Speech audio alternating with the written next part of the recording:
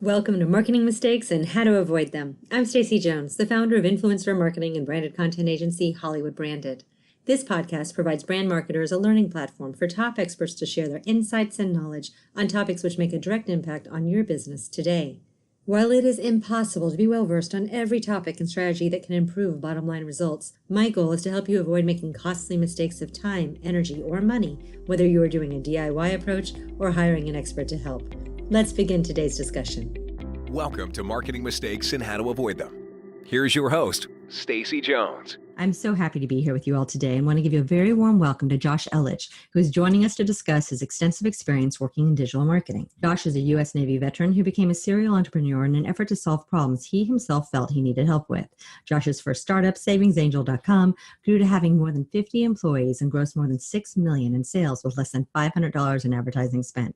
In 2014, he launched the extension UpMyInfluence to help entrepreneurs attract their perfect audiences and grow their brands without needing help from an agency. Since then, UpMyInfluence has evolved into an easily accessible platform which helps entrepreneurs share their expertise and wisdom while growing revenue. Josh is a frequent speaker at business and startup conferences, including Social Media Marketing World and Tony Robbins' Business Mastery. He's a weekly consumer expert on Fox 35 Orlando and News 13, writes a syndicated column for 9 newspapers with total readership above 1.1 million readers, and regularly appears on more than 75 TV stations across the country. All told, Josh has appeared in the media more than 2,000 times. Today, we're going to talk with Josh about understanding the importance of using social media to increase authority and influence. We'll be covering what the difference is between advertising and authority building and why you should create content to engage followers. We'll learn what's worked from Josh's experience, what maybe could be avoided if you're doing this yourself, and where others are missing the mark. Josh, welcome. Hey, thank you so much for having me, Stacey. Of course, so happy to have you here today. Can you tell us a little bit about what you do, where you've been, how you got to where you are today, and we can go from there? Sure. So I failed in business a number of times. I think 6 pretty significant failures, in fact, after I left corporate America. But I just felt like I had work to do. I was a terrible employee. I was all right when I was in the Navy because I felt a special purpose to what I was doing. But then just in corporate America, it was really hard for me to be in that environment. I needed to be a part of something that I was involved in the creative process. I could really put my finger on. But, again, like a lot of people, we try something, it doesn't work, and that's okay. I mean, that's the normal path for business owners. Cash flow issues, having to abruptly move from a home or lose a home to foreclosure, bankruptcy. That was all part of my experience, and it was really painful to go through that. So when my other company, Savings Angel, succeeded and we started having 7-figure years and 6-figure months, I had really come to the decision that I was going to spend a lot of time serving pro bono in my local startup community, helping other entrepreneurs in whatever way I could, again, all pro bono, because I just believe that that's what we should do. When you finally hit it, reach down and help as many people learn from your experience so that they don't have to go through as much of that pain. And so as I was, so Savings Angel, we grew, by the way, and people want to know, how did you get to 6 figures a month? That sounds really exciting. And it is. It's really fun to get to that level because, when I launched it at the beginning, I had zero money. We were completely bootstrapping, and I didn't have any exposure at the beginning. And I knew that exposure was everything. You can have the best business idea in the world, Stacey, but if you don't have any visibility, nobody's going to know about it and you're not going to become successful. Another problem with that is that you don't have enough data because nobody is a fortune teller. We don't know what's going to work in business. And so the only way to figure that out is you have to have the market tell you. And if you don't get enough numbers, you don't get meaningful data, and you're trying to base the success or failure of your business on the opinion of 10 of your closest friends, sorry, but that's not good data. You need people to come to your website, bounce off your website. You didn't try to extract that information, and that will let you know which direction to take your business in. It was the first couple of months of launching Savings Angel, which was for a long time was a membership-based website that would help consumers cut their grocery bill in half. And So what I did is, social media was really early in its infancy at the time. This was 12 years ago. And so I reached out to local radio stations, ad magazines, blogs, like anyone I could that I knew had an audience.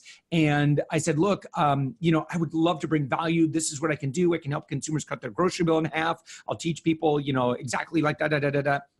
And I had a local radio station show pity on me. They invited me on, and this was in the middle of winter, and I had a heating bill that was due, and I didn't have the money for it. And this was a Tuesday morning. My bill was due, I believe, like a Friday or something like that.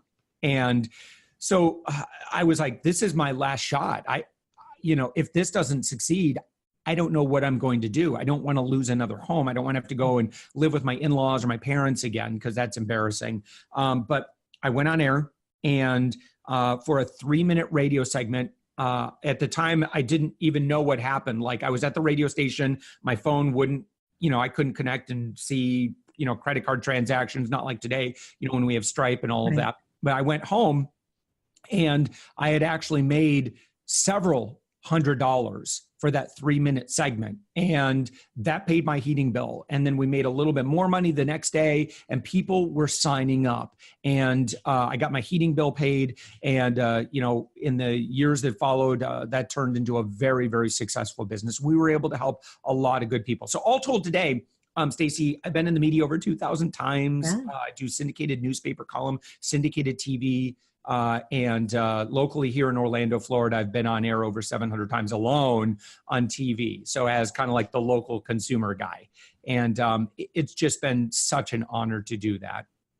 Well, you have quite the bootstrapping story there. Yeah. Listen, bootstrapping is, I think everybody needs to go through it. And I think most everybody does.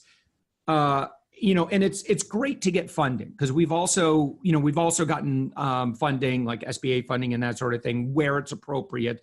But I think that's really not something that, that's fine if that's a long-term plan, or maybe, year 2, 3, 4, something like that. You plan for that. But I really, really love that solid first year of just grinding it out. Because when you do that, you learn so much about yourself.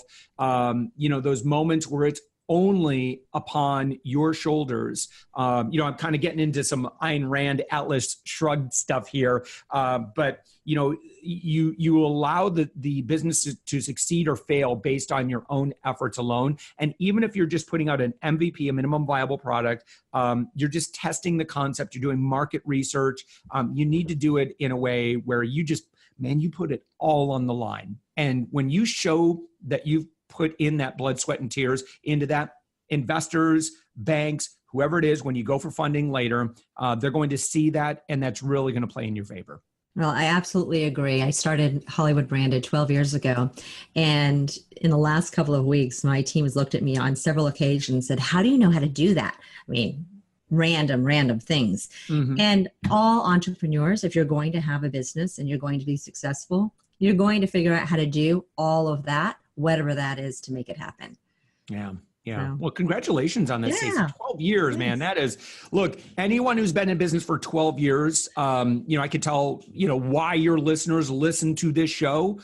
Someone who's been at the helm of a single company for more than 12 years in this age. Those are, I think Facebook, by the time, as of when we're recording this, is 15 years old. Right. So exactly. This is some longevity. So congratulations on that. Thank you. So you just talked about how you were able to harness, the power of radio. Basically. And earlier when we were chatting, you wanted to talk about the difference between advertising and authority building. So how would you position that of what you did differently? Was it advertising? Was it authority building? Is it a combination of the two? And can you share a little bit more about that whole topic? Yeah, I'm gonna share a quote that I think is going to make some people very uncomfortable. But it's I forget his name, but he or she is the founder of Geek Squad, and they said this. They said, "Advertising is the tax you pay for being unremarkable." And look, you can buy your way into some sales, but that's hard. And in many ways, advertising, look, I'm not saying don't advertise. Everyone needs to advertise. You need to constantly be advertising. But advertising, for the most part, is kind of like being on the hamster wheel.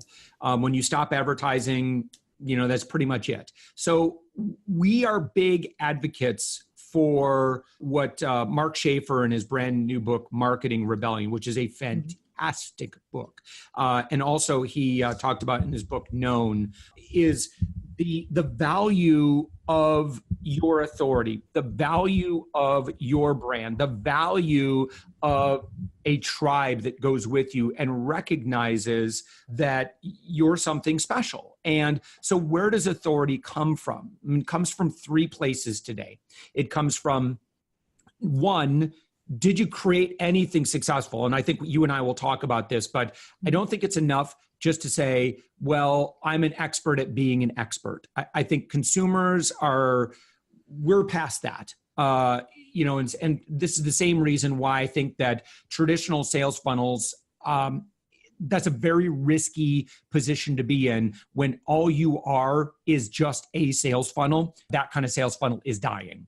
You need to have something behind it. Consumers are sold to more than ever, and we're more skeptical than ever. And we only choose to connect with those people whom we know, like, and trust. And that benchmark is getting higher and higher and higher because we live in a day of podcasts and YouTube.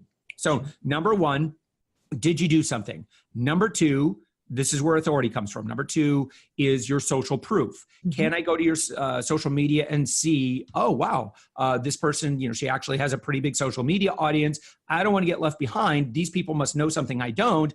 I need to pay attention. So I follow, I engage, but most importantly, my opinion of that thought leader just went up because I see, oh, they've got 100,000 followers on Instagram or Twitter. I need to pay attention to them. Right. And then finally, number three would be your associations. And we do a lot of work with this at UpMyInfluence. And your associations would be, for example, me getting the invite to speak by the Tony Robbins organization and speak to his business mastery audience.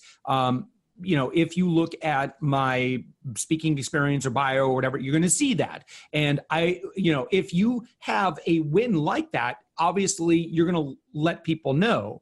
And so I'm speaking to social media marketing world, getting to appear on Stacy on your show. These are all associations. So people respect your authority, Stacy, because you've been in this industry for a long time. You've got an audience. Hopefully now, as I share this episode with my people, they will transfer a little bit of the know, like, and trust they have with you onto me. And hopefully that raises my level just a little bit. So, and the beautiful thing about this, Stacy, is as business owners, I think we're in this environment that as we serve one another, as we look to help and say, look, I want to help Stacy's business. I want to promote her as much as I can. And similarly, if like there's some residual for me, that's the environment where we all win. Competition is dead. Competition is for losers in many respects when it comes to our business success. I think domination is probably the better way to go. And domination comes from being authentic, genuine, serving, and truly focusing on the three things that I mentioned in terms of achieving some success, serving an audience, building a big social following, and then just try to serve on other stages. This is the formula moving forward. Like I said, in the olden days, you could do different stuff. You could just do, infomercials and sales pitches and that sort of thing. Not today. Consumers have never been more cynical toward marketing and marketers. So, it's time to evolve. Well, I think everything you just said is the whole reason why not just affluence marketing, but influencer marketing works.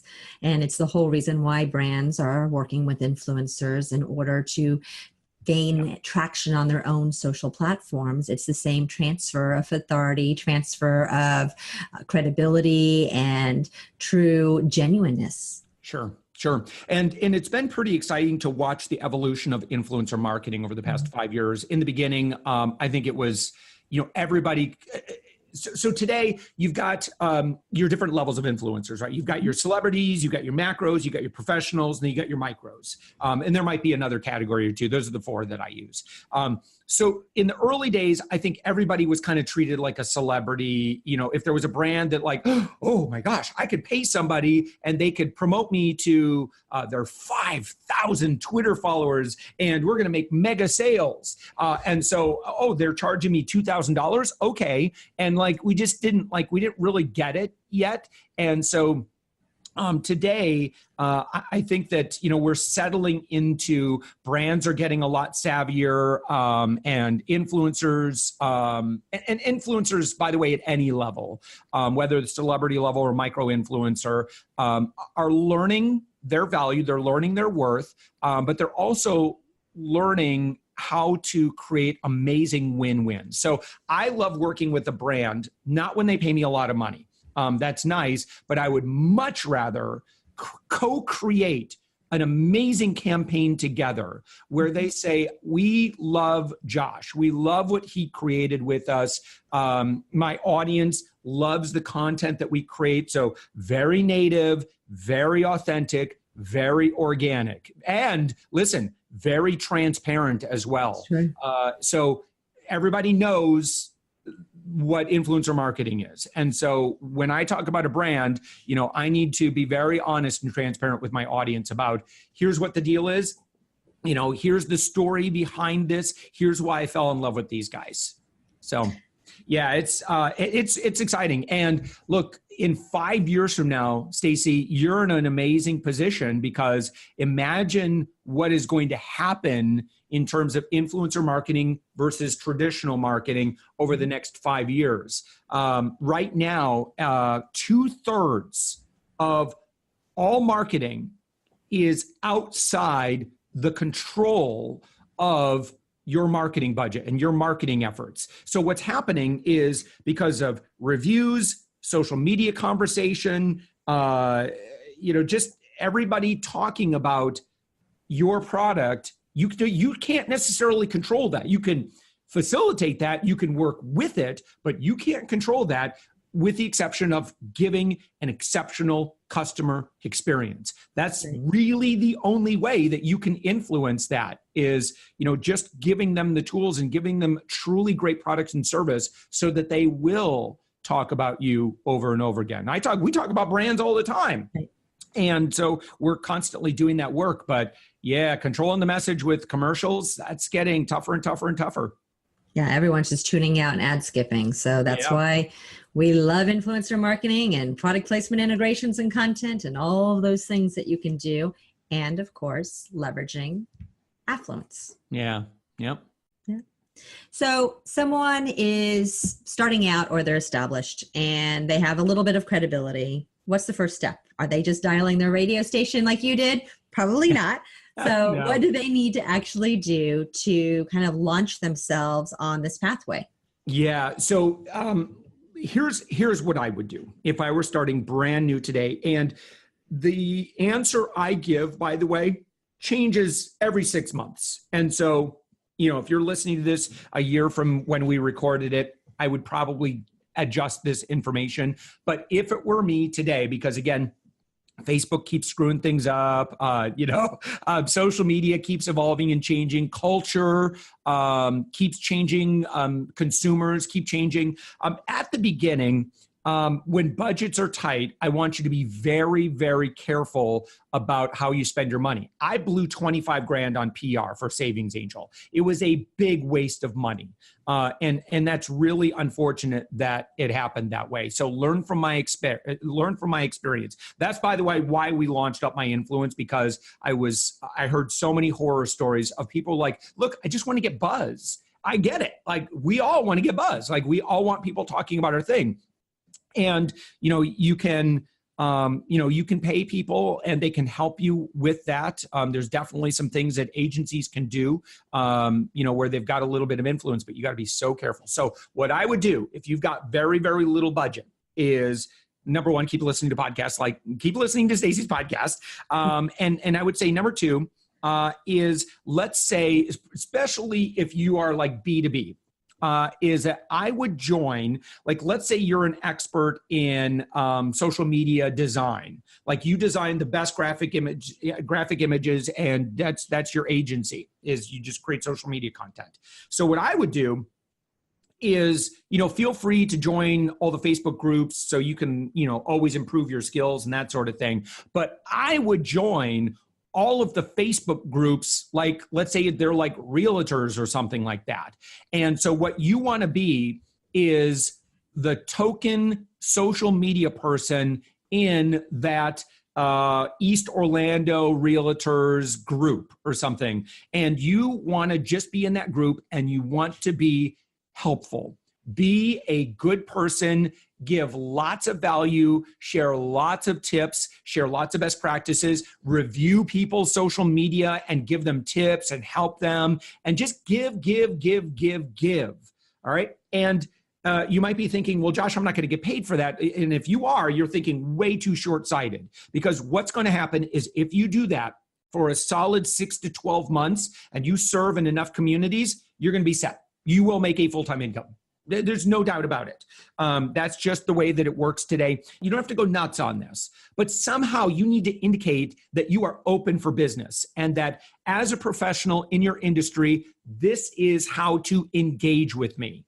So, because what'll happen is people will hover over your name. They're like, man, this gal really knows what she's talking about. They hover over the name and they're like, oh, look at that. And then they see something in your profile image, your cover image, or something in your bio or whatever. They click on it, and then boom, there's all your links. There's your featured image that talks about what you do. So if you want to search me on Facebook, just search Josh Elledge, Elledge, and just copy what I do. It works. And just, again, when you wake up in the morning, Stacey, I love this advice. And the first thought in your mind is, who am I going to sell to? Listen, sometimes it feels necessary, especially if it motivates you to do something. But I'll tell you that that's a pretty stressful way to live. If instead you wake up and you're like, who can I serve? Who can I give to? How can I give the most value to as many people as possible? And you work with a giving mindset.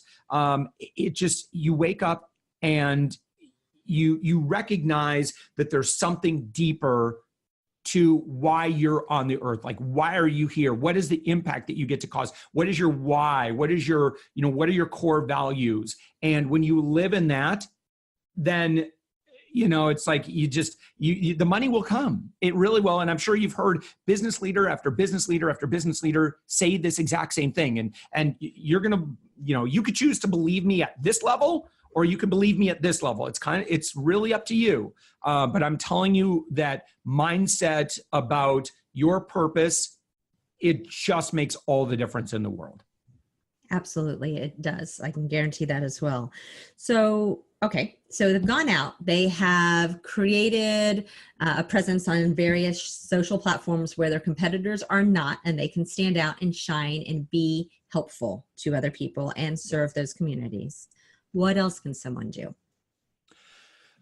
So if you're serving, I would say, in terms of investing in your authority, obviously, because you're being judged every time that people are choosing whether or not to engage with you. So let's say you're being helpful, someone hovers over your name, get your Facebook profile optimized. I would say in the year 2019 and beyond, you cannot over-invest. If you're in B2B, you cannot over-invest in LinkedIn. It's that important. So if you want to engage with the media, they're going to use LinkedIn. They're going to do a Google search on you. If your LinkedIn profile is properly optimized, generally it's going to come up in the first page of search results, unless you have a pretty common name. Sorry, Stacey Jones. I know. Yes, there is a band leader out there. There are two other Josh Elledges that kind of float around in the internet. I feel bad for them because they can't really get much coverage with me. But there's, so that's, what you want to do is you want to make sure that everything communicates that you take this very seriously, that you that you're a professional in your space. So you will attract the caliber of client relative to the level of your branding, and you will never exceed that. A high-level client is not going to hire someone who has low-level branding. It's just not going to happen, because a high-level client is going to be very picky, and they can't waste their time. And so they have to work with someone who they feel is already working with clients at their level. And so I wish I could tell you that you can get around that. It's really hard because you're going to be based on your branding. Everything from your website design to everything that's in your social media profiles, it's all going to be judged ruthlessly. And look, I could sugarcoat it for you and say, hey, just, go get them Tiger. But I'm telling you that your success rate is going to be much higher if you make the investments. And at the beginning, you got to do what you got to do, because I understand budgets aren't quite there. But every dime you get, man, put it back into branding. And when people see, okay, she's got headshots, she's got a great logo, she's got great messaging, she's producing great content, she's engaging with her audience. All of this communicates something to that potential client that says, I want to be a part of that. See, even when I launched UpMyInfluence 5-6 years ago, I was really doing it pretty part-time, right? Because I already had a thing going with Savings Angel. I'm good. But, so I didn't put a lot of effort into the branding because I wasn't really actively looking. That said, I didn't get a lot of inbound leads out of nowhere.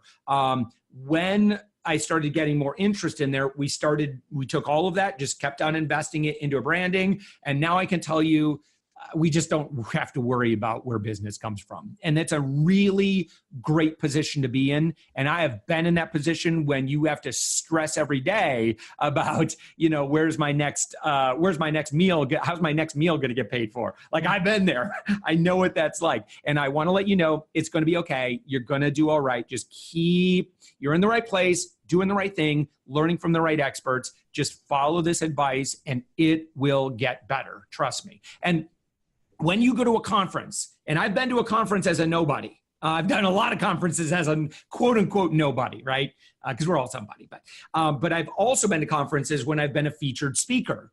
And it is a completely different experience. And eventually I want that celebrity experience for everybody because it feels good. But man, it's so much easier to build and grow your business when people are standing in line waiting to talk to you, pick your brain, ask you questions, get your advice, and find out how to engage with you.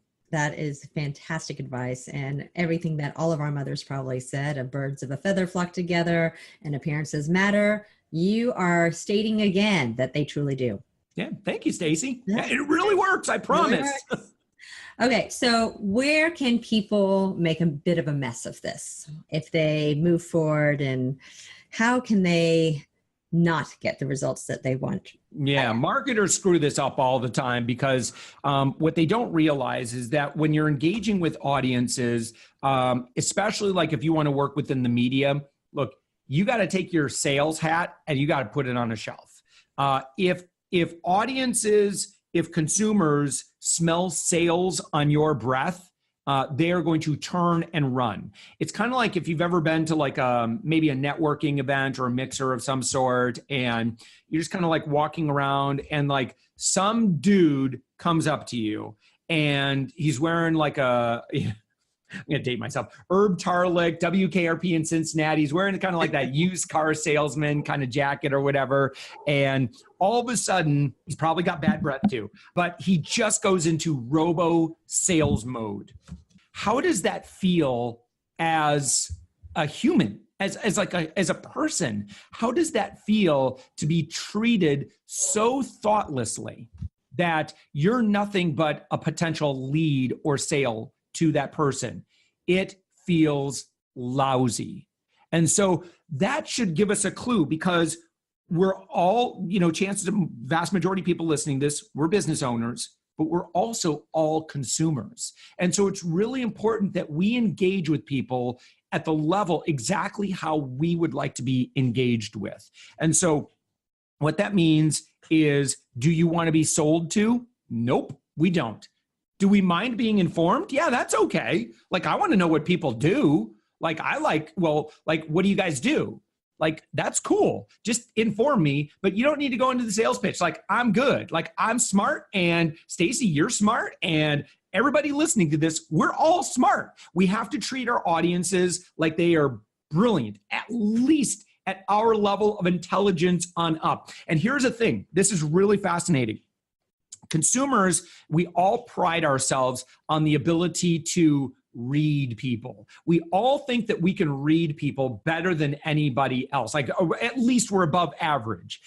When in fact, we've all got this skill. Like, we could watch a reality TV show and there's just going to be some people you like and some people you don't like. And well, what is it? Well, some of it is like, it's nonverbal, it's how they say things, it's their body language. We build this profile of somebody based on all of these cues, all of these poker tells. And so if you think you can look at your audience as just sales leads and then think that that's not going to come across, yeah, good luck. Your people are way too smart for that. They're going to spot it a mile away. So you got to get it right in your heart. And when it's right in your heart, look, I'm telling you, people are going to love you. They're going to resonate with you, and they're going to want to know, how can I engage more with you?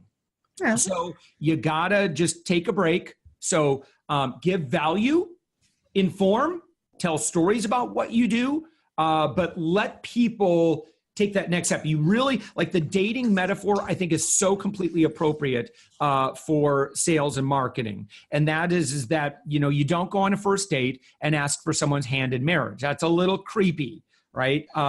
It works, maybe might work in a romance novel, but it doesn't work in real life. And so the appropriate thing to do would just be to always just present your best self, and always just be authentic and genuine with people, and let them, we'll engage in this dance together. And when it feels like the right time to have that first kiss and it's meaningful, we'll have the first kiss.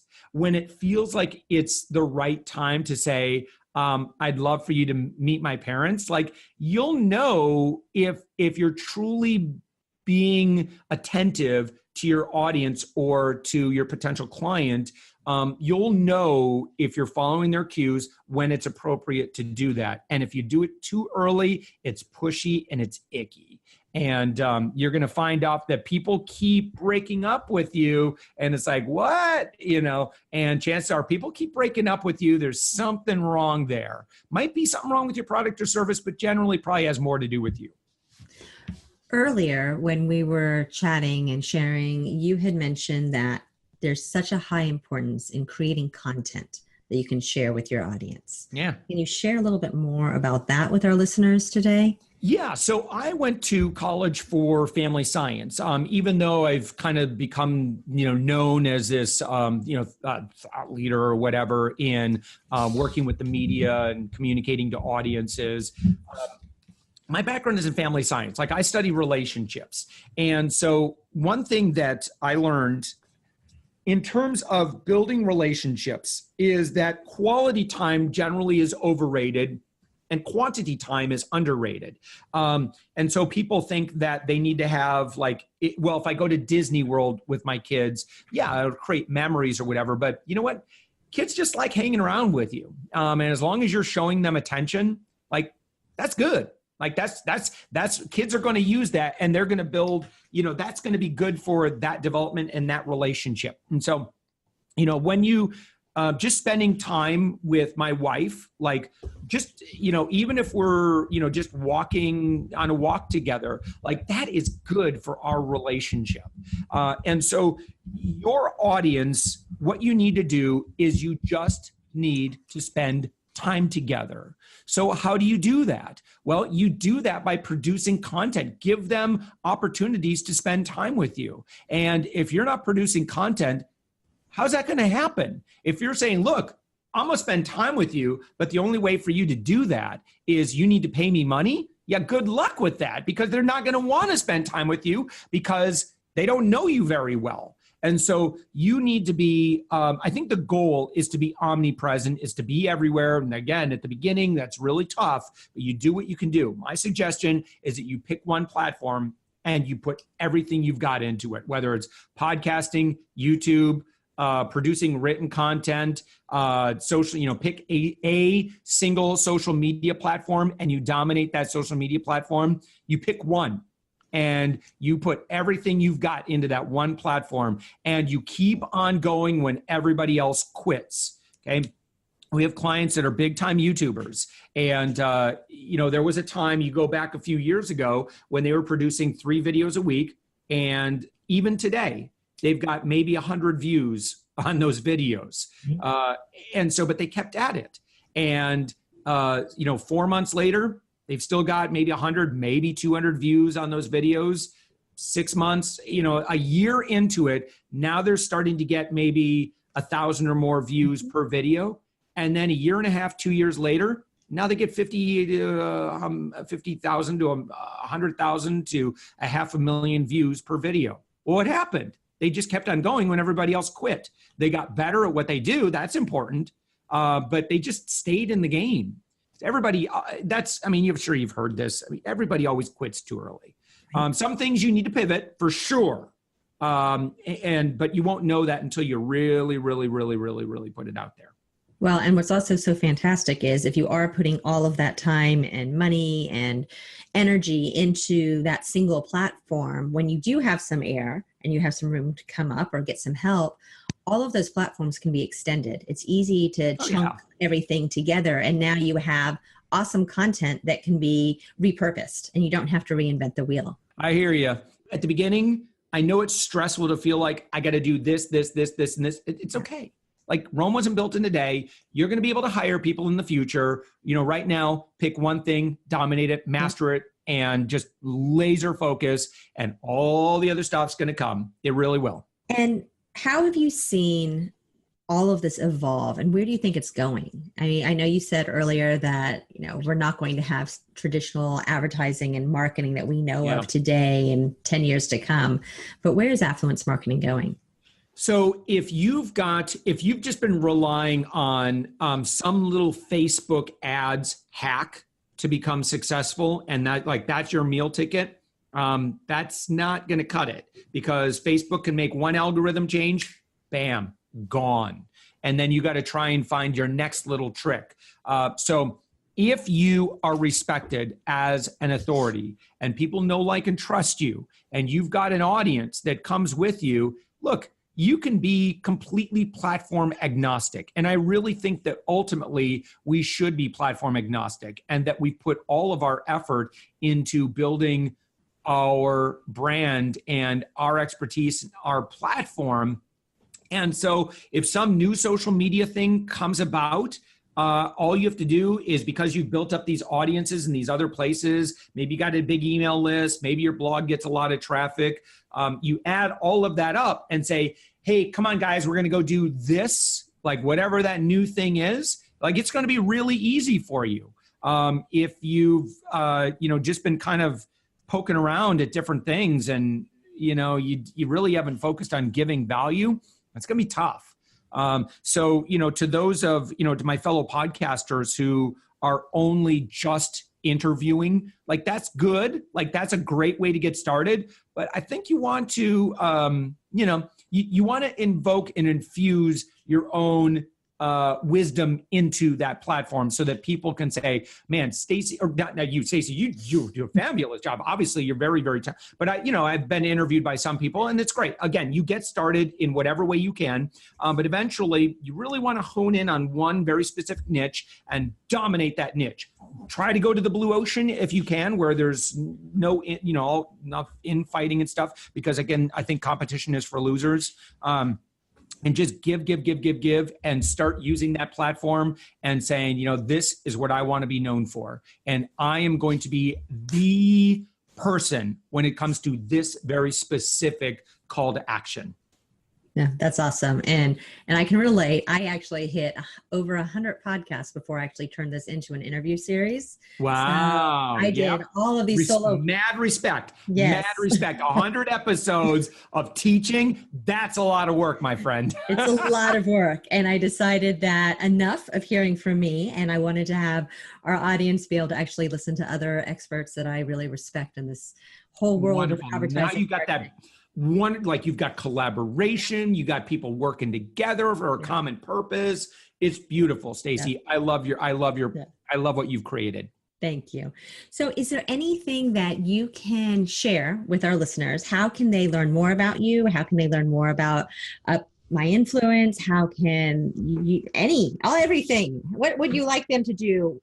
Yeah, what is your call to action? Thank you so much. We do a lot of pro bono stuff. My philosophy is, it's just give, just invest in that next generation of business owners. And because a lot of those business owners are going to succeed, they will say, you know what, Josh invested in me at the beginning when I wasn't really ready to invest in him. But now, we're starting to look at some different ways that we can invest. So that's a great philosophy, a great way to grow your business. But we do a free webinar. I do a lot of YouTube now, a lot of podcasting, but you can find all of that at UpMyInfluence.com. Click on webinar. That webinar is like 90 minutes of like serious step-by-step tools, techniques, action items, exactly what to do, especially if you're interested in building your authority through using high authority platforms like media. Perfect. And I know all of our listeners are going to agree with me here is your passion absolutely comes across both on screen, I'm looking at you, but as well as to our ears. And that's what makes you so successful in sharing. And that's what, everyone needs to learn from. You're not sales pitchy. You are actually genuine. You are actually very passionate and caring about making sure that everyone else is having, getting help and doing better in life. That's wonderful.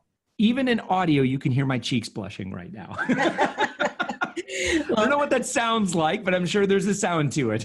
Yeah, he's a little red. He's flushed a little bit. Is there any last bit of advice that you want to give our listeners today? Gosh, Stacey, yeah. And really that is when you surround yourself with experts. I mean, we certainly, hopefully all of us believe that we're the combined average of the 5 people you hang around with most. Now, at the beginning, it's tough to get into those circles because everybody understands this principle. So like, I always wanted to sit, look, when I was in middle school, I was a total poser. I really wanted to be accepted. I was super nerdy. I tried way too hard to kind of be able to sit at the cool kid table.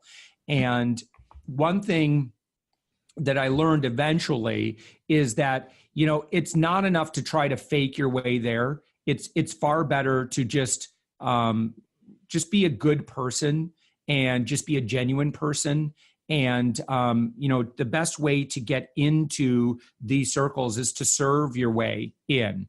And so, if I could give one lasting piece of advice is, if you want to increase your associations, is serve your way in. So find some influencers, do something nice for them. And this is what I did. I mean, this is how I got to speak at Social Media Marketing World. This is how I got to do some really amazing work with John from Entrepreneur on Fire and Kate from Entrepreneur on Fire, been able to do some really great stuff with them. It's that I started by just finding something that I could do, something nice I could do for them that was really in my wheelhouse. And I just kept on serving my way, on my way to the top. I'm not at the top, but I try to aim in that direction. So just keep on serving, keep on giving. I promise it's the currency that is going to move things along so much faster than just, going to old school sales lines. Perfect. Well, Josh, thank you so much for joining all of us today. It's really greatly appreciated. Stacey, thank you so much.